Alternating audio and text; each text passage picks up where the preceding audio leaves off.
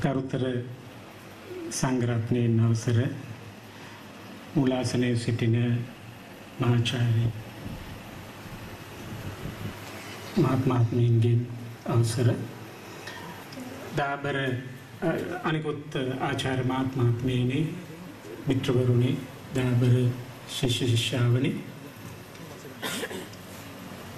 මට කලින් කතා කරපු නවරත්න බණ්ඩාර මහාචාර්යතුමා සඳහන් කළා වාගේ මේක ආචාර්යවරුන්ගේ වැටුප්පාදක කරගත්තු ගැටලුවක් වුණාට රුපියල් 7 පිළිබඳ ප්‍රශ්නයක් නෙමෙයි ආචාර්යවරුන්ගේ බඩගෝස්තරය සපයා ගැනීම පිළිබඳ ඒ සඳහා වූ අරගලයක් නොවේ මම හිතන්නේ ඒක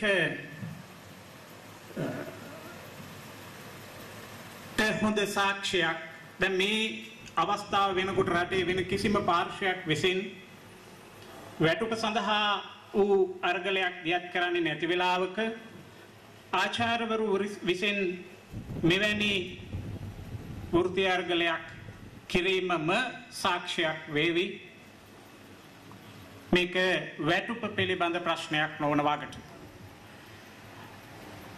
ඒ බව මං හිතන්නේ මේ මහ ජනතාව දන්නවා ඉංගියෙන් හෝ යන්තමින් හෝ ඒ බව ඔවුන් තේරුම්ගෙන සිටිනවා මා ඒ බව දුටුවා මාතර නගරයේ ඉඳලා මේ ස්ථානයට එන අතරතුරේදී අපේ පාගමනේ අවසාන කෙළවරේ මම හිටියේ මට ඉදිරියෙන් හිටපු අපේ සහෝදර මහත්වරු මේ අත්පත්‍රිකා බෙදුවා මං හිතන්නේ දහස් ගණනක් බෙදන්නේ නැති එතන ඉඳලා මෙතනට එන කාලය අතරතුර අපි විවාහ මංගල උත්සවයකට ගියාම අපිට දෙනවා අලුත් සම්ප්‍රදායට අනුව අපි ඔකට ඉංග්‍රීසියෙන් කියනවා thank you card එක කියලා. නව යුවතිපතීන් දෙපළගේ ලස්සන ඡායාරූපයක් සහිත thank you card එක ඒ හෝල් එකේම ඒ ඥාතින්ගෙම බිමට පෑගෙන පයට පෑගෙන රටේ අද බෙදපු එක අත්පත්‍රිකාවක් බිම තිබ්බේ නැහැ. මම බැලුවා ඒ හැම කෙනෙක් මේක කියවලා එතනින් විසිකලේ නැහැ. නවලා සාක්කුවේ දාගත්තා. ඒගොල්ලෝ දකිනවා මේකේ අමුත්තක්. මේක වැටුප පිළිබඳ ප්‍රශ්නයක් වුණා නම් ඔය දහස් ගණනම බිමට පයට පෑගෙනවා. මේක හොඳ ලකුණක්. අපි එයාට තවදුරටත් මේක පැහැදිලි කරන්න අවශ්‍යයි. ඇයි මේ අරගලය ඇයි මේ සටන මේ විදිහට විශ්වවිද්‍යාල ආචාර්යවරුන් දෙයක් කරන්නේ කියන කාරණේ යුද්ධය දශක 3ක් තිස්සේ තිබිච්ච යුද්ධය අවසන් වුණාට පස්සේ අපි පාරට බහලා නැටුවේ අපේ මිනිස්සු සතුටු උනේ මේන් පස්සේ බයක් සැකක් නැතුව පාරේ බහලා යන්න පුළුවන් ඒ කියන කාරණාවට විතරක් නෙමෙයි ඒත් එක්ක ඒ මිනිස්සු සතුටු වෙච්ච කාරණා තව ගොඩක් තිබ්බා අපේ රටේ ආර්ථිකය හොඳ වෙයි ඒ හින්දාම අපේ සාක්කුවටත් යම්කිසි සහනයක් ලැබෙයි හොඳක් සිද්ධ වෙයි කියන කාරණය ඒ හැම කෙනෙක්ගේම හිතේ ඇති වුණා නමුත් ඊට පස්සේ රජය විසින් අපෙන් ඉල්ලා හිටියා දැන් තව යුද්ධයක් පටන් ගන්නවා ආර්ථික යුද්ධය ලංකාව ආසියාවේ ආශ්චර්ය බවට පත් කරන්නට තිබෙනවා එතෙක් ඉවසා ඉන්න කියලා. ඒ නිසාද වෙන යම් හේතුවක් නිසාද මම දන්නේ නැහැ මිනිස්සු ඉවසනවා. කෙනෙකුට ප්‍රශ්නයක් වෙන්න පුළුවන් ඒ විශ්වවිද්‍යාල ආචාර්යවරුන්ට ඉවසන්න බැරි. මොකද මේ දඟලන්නේ කියලා. අපිට තියෙන ප්‍රශ්නයක්. අපිටත් ඉවසන්න පුළුවන් ආචාර්ය ආසියාවේ ආශ්චර්ය ඇති වේගෙන යනවා නම් ඒක අපිට පෙනී යනවා නම් මීට වැඩිය දුක් විඳගෙන ඒ සඳහා ඉවසන්න ආචාර්යවරු සමග. ඉතිහාසයේ තුල අපි ඒ දේ සනාථ කරලා තිබෙනවා. නවරත්න බණ්ඩාර මහාචාර්යතුමා සඳහන් කළා වගේ පඩි කපද්දි නිහඬ වෙච්ච වෘත්තීය සමිතියක් අපි දන්නේ නැහැ. අපිට ඒ විදිහට ඉවසන්න පුළුවන්. හැබැයි අපි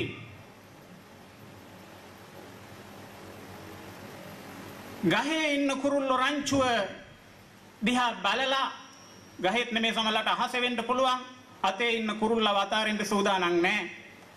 ආසියාවේ ආශ්චර්යය ඇති වෙනකන් අපි බලාගෙන හිටියොත් ඒ කියන ආශ්චර්යය ඇතිවීම හෝ නොවීම අතරේ අපිට දැනට තියෙන ආශ්චර්යයක් නැති වෙන්නට ඉඩ තිබෙනවා. කුමක්ද මේ ආශ්චර්යය?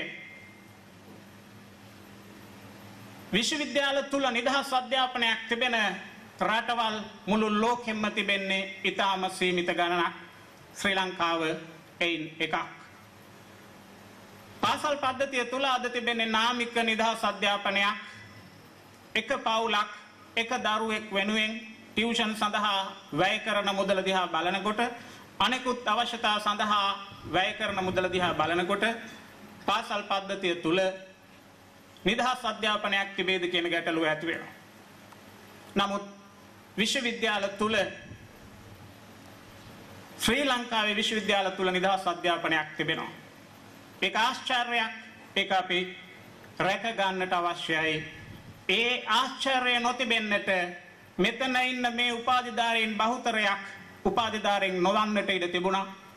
ඒ නිසා රටේ සංවර්ධනය උදෙසා අද තියෙන මේ ටියුෂන් වලින් ගෙවුඩ නිල් මැණික් කරලා ඉස්සරහට දාන ටියුෂන් ක්‍රමයේ වෙනුවට සැබෑ නිල් මැණික් පොළවෙන් ඉහළට ගන්න ඒ නිදහස් අධ්‍යාපනය ඉතුරු වී තිබෙන ටික හෝ රැක ගැනීම අවශ්‍යයි. ඒකටයි මේ ආචාර්යවරු අද මේ වෙනකොට මේ විදිහට වෘත්තීය අරගලයකට දායක වෙලා ඉන්නේ. මම එහෙම කියන්නේ ඇයි? අපේ විශ්වවිද්‍යාල පද්ධතිය නිදහස් අධ්‍යාපනය රැක ගන්නට අපේ මේ අරගලයේ දායක වෙනවා කියලා. අද මේ වෙනකොට අපි ඉන්නේ ඊටාම තීරණාත්මක අඩියක, තීරණාත්මක අවස්ථාවක. මොකද රජය පෞද්ගලික විශ්වවිද්‍යාල ආරම්භ කරන්නට පිඹුරුපත් සකස් කරමින් ඉන්න නිසා. අද වෙනකොට එහි තත්ත්වය නිල මට්ටමින් එළියට ආවේ නැති වුණත් විෂය බහර අමාත්‍යවරයා උසස් අධ්‍යාපන අමාත්‍යතුමා මෑතකදී පැවැත්වෙච්ච මාධ්‍ය සාකච්ඡාවකදී දෙරණේ 360 වැඩසටහනේදී මේ සම්බන්ධයෙන් ඉතාම වැදගත් කාරණා රාශියක් එළි දක්වනු ලැබුවා. අද මේ වෙනකොට පෞද්ගලික විශ්වවිද්‍යාල 4-5ක වැඩ ආරම්භ වෙලා තිබෙනවා. පිටං අරගෙන ඒ සැලසුම් සකස් කරමින් ඉන්නවා.